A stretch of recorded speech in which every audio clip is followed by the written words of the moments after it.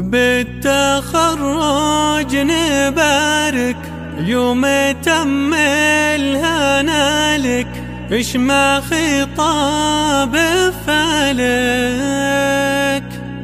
يلي مالك مثيلا. يا أروى انت مفخر والثنى لك تسطر، لجلك اليوم نعبر بالتهاني الجزيلة.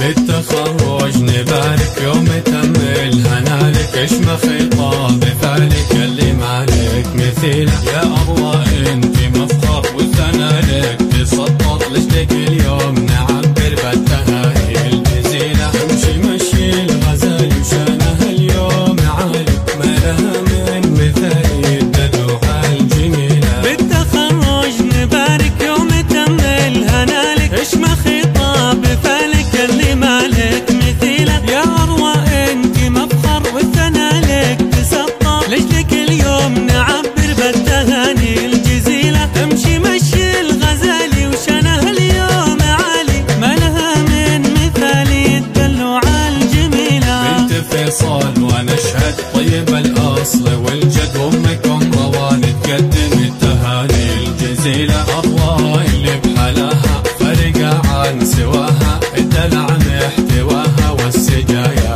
النبيلة. في فخر جامعتها والشهادة خذتها، والمنصة اعتلتها ولجلها المدح شيلها. بنت فيصل ونشهد طيب الأصل والجد، وأمكم روان تقدم التهاني الجزيلة. أروى اللي بحلاها فرقة عن سواها، الدلع محتواها والسجايا النبيلة. في فخر جامعتها والشهادة خذتها، والمنصة اعتلتها ولجلها المدح شيلها. الله النفايس مهندسة وملك منافس، تصميم داخلي تخصص والعلا تنتمي له. تاجها في أدبها ربي بالزين وهبها، وعلمها والجمال وكل نعمة جزيلة. أروى يصونها الله حازت المجد كله، بالعزيمة تتحلى تقهر المستحيلة. أروى أغلى النفايس مهندسة ومالك منافس، تصميم داخلي تخصص والعلا تنتمي له. تاجها في